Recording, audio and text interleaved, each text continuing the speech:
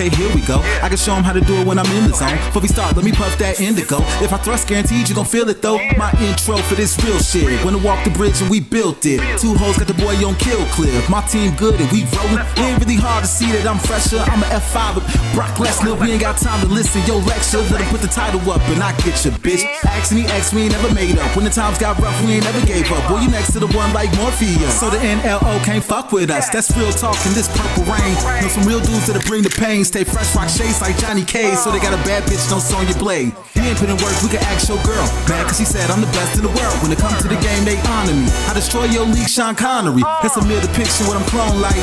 Team on like a hard light. Love bad girls that's all night. With a gang of weed and we all right. Found my inner Himoli. We don't run from victory. Keep pouring off that Smirnoff. I've been a boss like Tommy C. We work hard. Ain't nobody that's fresh. We ain't gotta compromise, better analyze. Cause they call the boy Brock Lesnar. Bitch, my partner Dave. He dead on. What's going on, everyone? Welcome back to the channel. It's your boy Dead on Dave.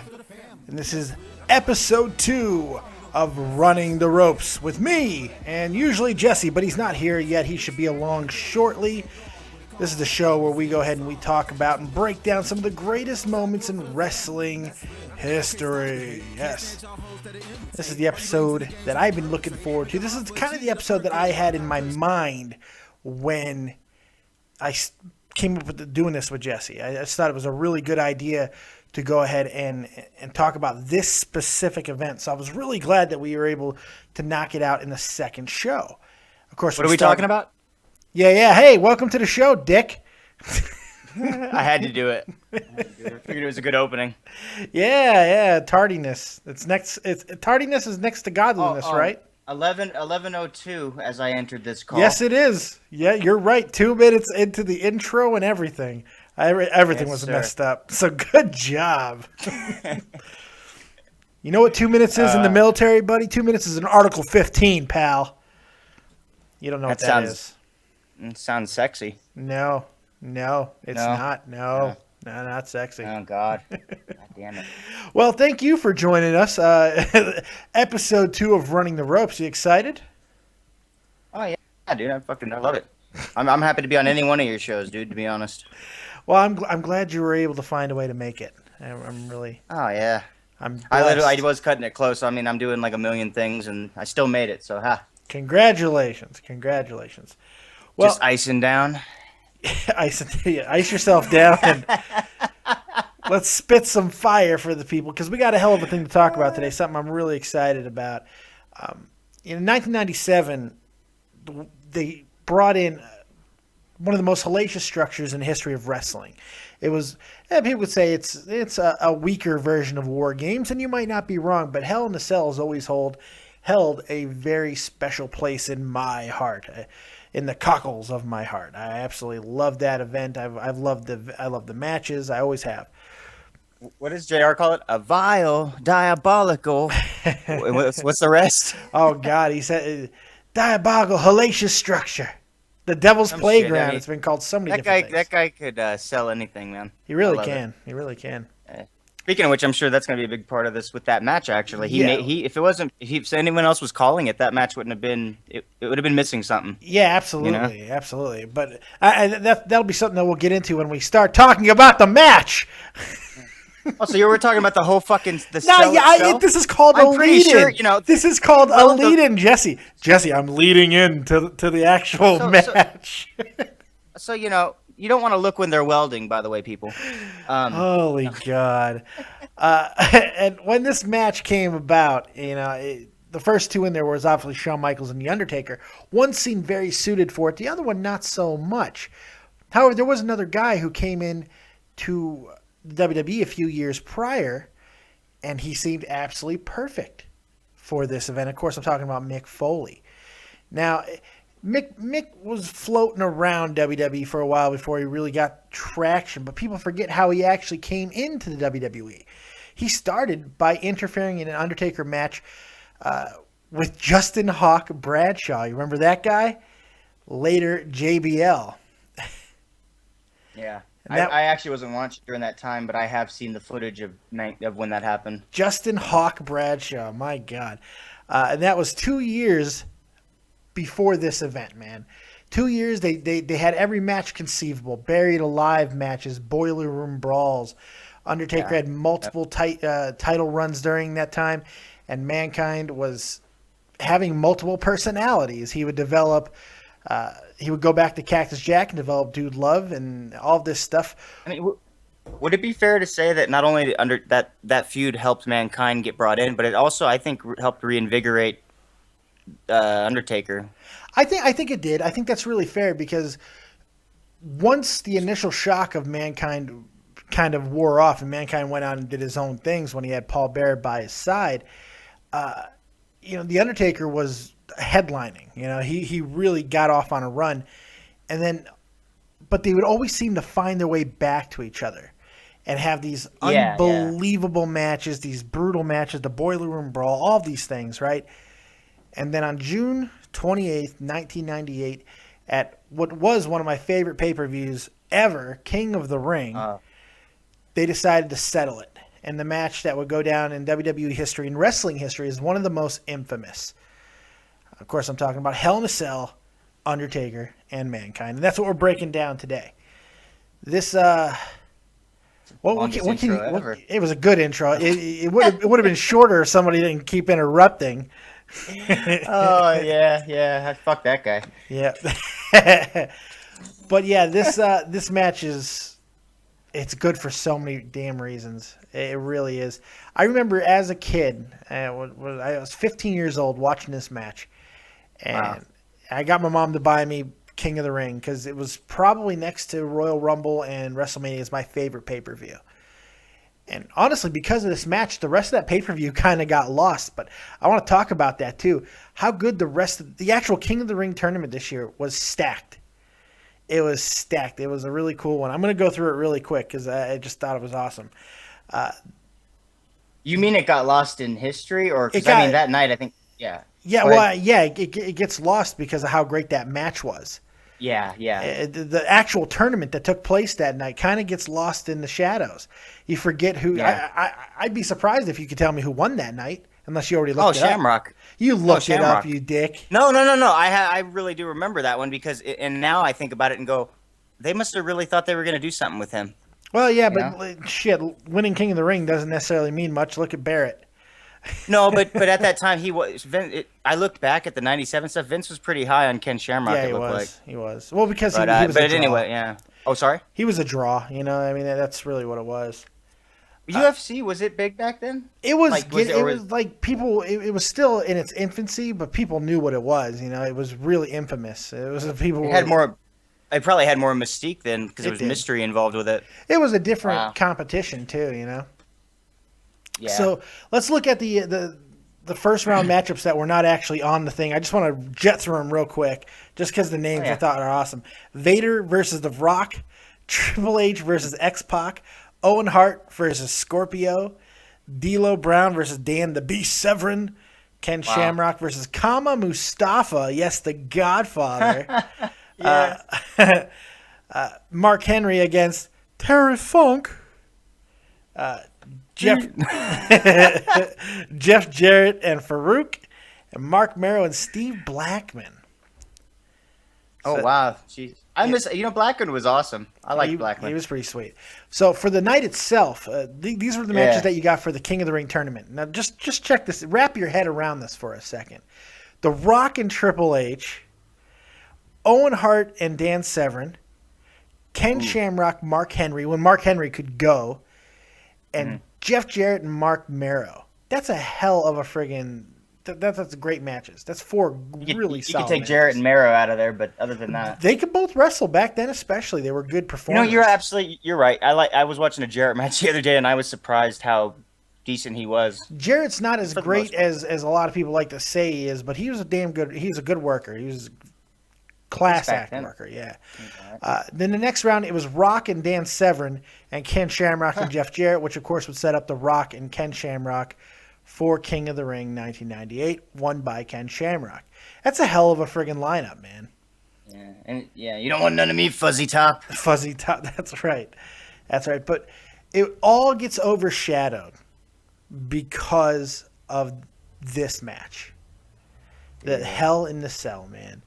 And Mick Foley was really, I don't want to say struggling to get over, but like he was bouncing from identity to identity. It's just like we never thought that Mick was going to climb the mountain, you know? And everything kind of changed on this night. This match obviously really did change the career of Mankind. Mick Foley. You know why all this happened, right? Because Terry Funk sat down with him and said, well, you know, I think you ought to get on the cage. Yeah, it's funny. After the first thing Shawn Michaels said when he found out he was going to be in that match was, "Oh, can I do something off the top?" And then the first thing Mick Foley decided to do when he found out he was going to be in the match was talk to Terry Funk about which he admits was probably a bad idea. And Terry's like, "Well, just imagine what you can do from the top there." I don't know why he sounds a little bit like a neutered Hank Hill, but he does. He did. That was great. Damn it, Bobby. It's true. No, that was on. There, now he's got his balls back. Bobby, I love you. Anyways. Nick, quit fucking. Oh, no. Damn it, Nick. So this match was just getting started. There was so much anticipation. Nobody's screwing around. The Undertaker comes out. He goes to one side of the cage. Mankind comes out with a chair in hand. Actually, I want to Mick coming out first, and he did go straight. I forgot. I forgot. You're right. And he really does. The crowd erupts. God, you're right. I forgot. I was thinking Undertaker on the other side. That's when he came back up. That's right. No, that's fine. Yeah, Mick comes out, goes right up to the cage. You're 100% right. I apologize for that. And Undertaker's like, what the hell? And he decides to go up there, and they just start slugging it out. I don't think anybody thought that Mick was going over that cage. Nobody thought he was going to get thrown off the top. What was it, the first minute that he threw him off? It was, it's a minute into the match, a few punches thrown, and then boom, it happens. And nobody thought this was going to happen. I don't think anybody actually thought. I remember me saying to a buddy, what if he throws him off there? And then we're just like, no. And then boom, there he goes. It's probably the most dangerous spot ever tried in wrestling history. Because do you know how big this damn cage is? It's 16 feet tall. It's 22 feet, including the angle of his fall. Yes, some smart motherfucker figured out the actual foot distance that he fell based off the angle. 22 feet. Mick fell. Floated. It felt like he was going through the air for years. Hell, he should have done 24. And he landed perfectly. That's the one thing. For as dangerous as that spot was, it couldn't have been done more perfect. It was like pinpoint. It's like they practiced it. I'm sure they fucking put a lot of thought into it. I don't think it was a willy-nilly decision. Yeah, but still, I hope not, you know. To throw him off there like that and land perfectly is hard to do. That's a long fall. And even more amazingly, go ahead. Well, no, I was just gonna say. I mean, you think the match is over at this point? You do, you know? And to your point earlier, JR has the unbelievable call in this match, and he's like, "By God, he broke him in half! He broke him in half!" He had all kinds of good lines in this one. As God is my witness, he is broken in half. And JR just absolutely selling it to high heaven. I don't even remember who was on commentary with him. Do you remember? Just the King. Just King. It was King and Jerry? Yeah, or Jerry and JR? It was nuts. And, of course, Mick goes through the Spanish and King even goes, that's it, he's dead. That's right, that's it, he's dead. That's it, he's dead. And I remember going, man, is that it? But even if it was, I was okay with that. I was like, oh, my God, he's hurt. And they strap him to the stretcher. Now, going through his mind at this point, do you think that there was anything in his head saying, you know what, maybe I should just stay down, go on the stretcher, and call it a night? It had to have gone through his head, right?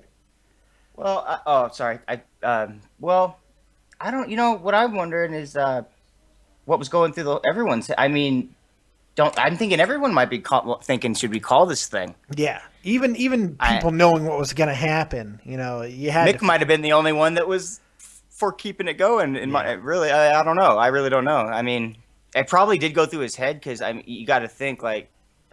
I mean, it would go through my fucking head at least once. Hurt. I mean, but I think a lot of the circumstance had to do with the fact that he trained at Dominic DeNucci's wrestling school in Freedom, Pennsylvania, which is Freedom, Pennsylvania, rather, which was only 25 miles away from Pittsburgh.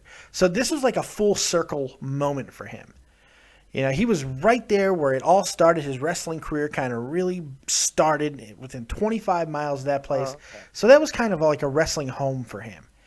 I didn't really piece that together myself until right now. Yeah, and he was not getting taken out of that match. But it was so cool. They put him on the stretcher, start going down the ramp, or up the ramp, I should say, and then he just says, screw it. He gets off. You see all this commotion. The cage starts going up, and then the commotion starts because he's fighting through all the doctors, all the people. I think Vince was even there trying to calm him down, and he says no. And he goes, the cage relowers or whatever, and he goes right back up the damn cage.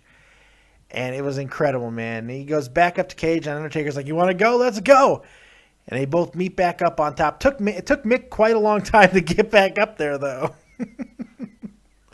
No, he'd already hurt himself. I mean, he not as much as he did a little later. No. But it was still he's a gutsy son of a bitch, I'll tell you what. So he gets back up there, and they start battling once again, and it doesn't take too long before. Now, this is still, both of them still attest that this was an unplanned spot. It was not supposed to happen. The cage legitimately gave away. I don't think anybody believes that.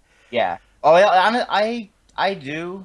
But I don't, because of the way it did it. The way it fell, yeah, the way it fell. But I don't know if they calculated how dangerous that would be. Yeah. Because it was more dangerous than the first fucking fall. Yes, it was. I mean, shit. But you know what? You're right. I from the way that cage opened to this day, it looks like it was meant to open. It does. And it was held together with zip ties. You saw zip ties snapping when they were walking up there earlier. That was the thing that gave it away for me. But they both still hold to the. No, it was completely. That's what was supposed. It was not supposed to happen. So he goes through the damn thing, and he not only went through the cage part of it, but there was a chair underneath the cage part where he got choke slammed on, and which ended up somehow going up above him and landing on his face, and famously knocking his tooth out, which landed where? What, up his nose? In his friggin' nose, man. And dislocated his jaw. And he was completely messed up. Then all hell I think his shoulder, wasn't his shoulder dislocated at that point? Yeah, his shoulder, everything got fucked up. Then all hell broke loose. Then all hell just absolutely broke loose. Everybody comes back into the ring. Terry Funk, I remember he said later on he just wanted to buy Mick a few moments. I never heard that. That's great. So he attacks the Undertaker a little bit. Taker choke slams him out of his shoes. Out of my damn shoes. Choke slammed him right out of his shoes, punching officials, grabbing Mick Foley, and then the match actually officially starts. Best damn pair of doctor shows I ever had. The first punch that Undertaker threw to Mick crumbled to the ground. And to this day, Mick calls it the scariest moment in his wrestling career because it's the only time that he can really recall being 100% out. I think he put it, the lights were on, but nobody was behind the wheel. And he said it was terrifying. Oh, when he hit him with just a punch. It was a punch, yeah. The first punch he hit him with, the way that Mick crumples to the ground, man, it's terrifying.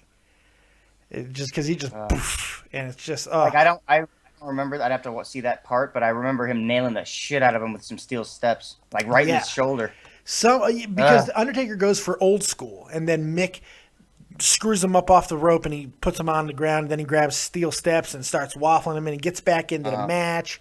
And Mick's... Oh wait, isn't that? Oh, never mind. I thought that's how they broke out of the cage too, isn't it? Yeah, with the steel steps. They put a steel steps right through the side of it.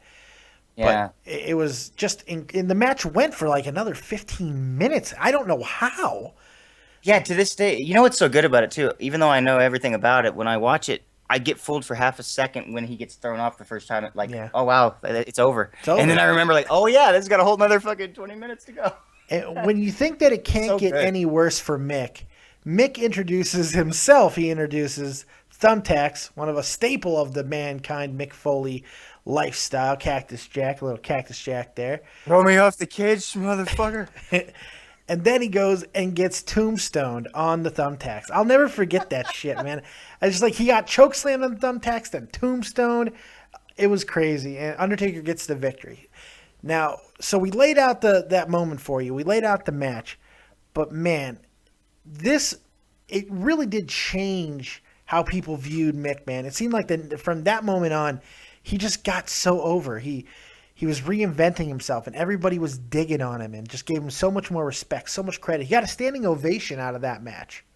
Oh, from that moment on, he was in the big main event picture for the most part. I mean, he had title shots by the end of the year. Yeah, and then he was in major. Yeah, he was a big name from that night.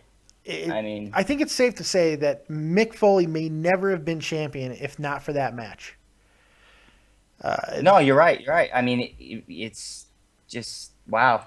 I mean, I'm sure he has to be. It's bittersweet, but he's the kind of guy who I think his passion overrides logic a bit, and that's okay. So I think he's okay with it. I mean, I know he seems to be hurting a lot more now than he would like to be, but man, it made his whole career. So you kind of have to deal with that, I guess. That match definitely took some time off of his career. Now, granted, we don't know how much time because he did so many other crazy ass things, but that being the most brutal thing in his career. Now, I've seen him in bomb matches with Terry Funk.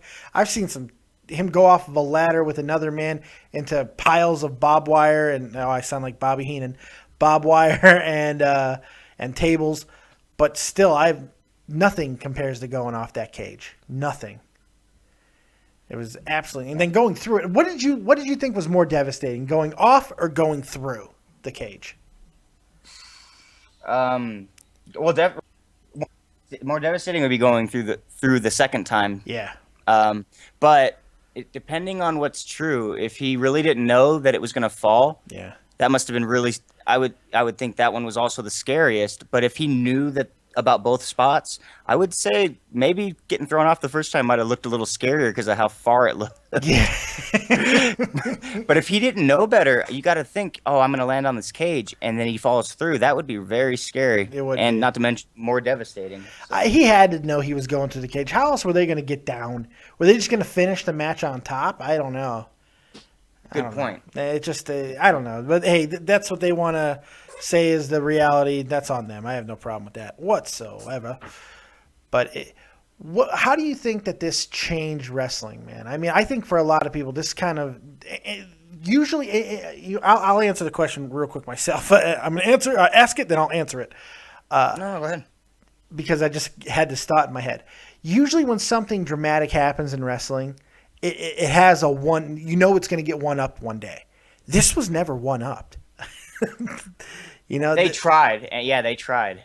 They tried. They recreated it with things, but you got to remember, it wasn't long after that they made the cage bigger and they went higher and like a good 10 feet bigger. It seems like so that would never happen again. Yeah. Well, they did the Rikishi spot. They did actually another Mick Foley spot, which I don't know if you want to go into those later in other shows, but they did like two more big spots, and then I think they stopped that shit for the most part. Neither comes close to that. No, they're still. I think they're both. I hate the Rikishi spot. I hate that one's memorable for the wrong reason. That's the wrong reason. It looks so lame. Yeah. Bring the truck out. Bring the truck of hay out here for some reason, or whatever the hell that was. Bring the sawdust truck. Cushion the big bastard. What the hell? I said, gotta cushion the big bastard. When you see all the sawdust go, you can see the mattress underneath it and shit. I was like, oh my god. Vince like, rip the damn cage down. Rip it down. Oh man. Yeah, it was a strange thing, but we talk about what it did for Mick Foley, but it did a lot for the Undertaker too. It made him absolutely sadistic. I mean, you just from that moment on, you didn't know what the Undertaker was going to be capable of. And he would go on to do some pretty freaking heinous things, kidnapping Stephanie McMahon, and the ministry, and then the corporate ministry, and all these sacrifices, and oh god, it would just get worse and worse from that moment on. But that was the night where he cemented his legacy as the most demonic character in history. He threw a man off a fucking cage. Yeah. And the way he did it, there was just and the way he just stands there watching like, is he dead? Yeah. It felt like Ivan Drago. If he dies, he dies. Exactly. No, he was so good where it was like you didn't feel like he gave a shit, even though he's probably thinking, I hope he's all right. But the character, he's saying, "Did I do it? Is he finished? Do I need to do more?"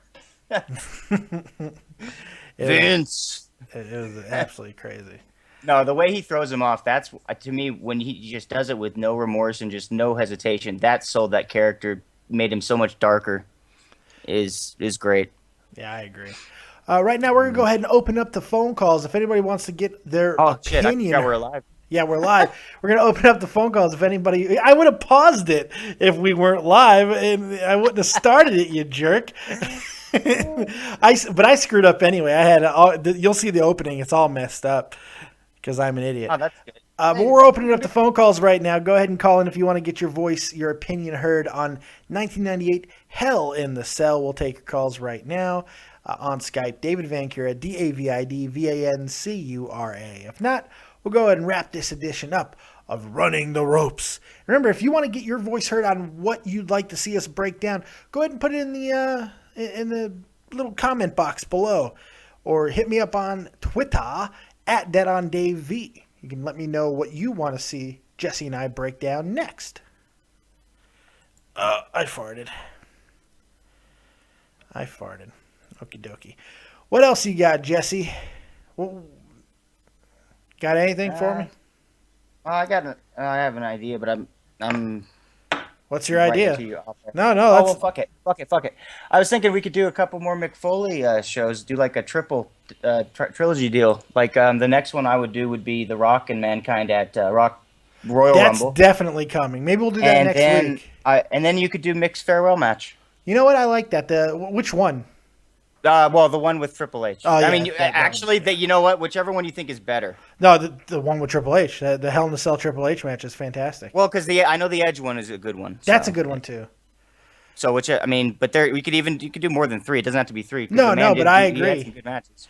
I agree. There's a bunch of great moments we could do.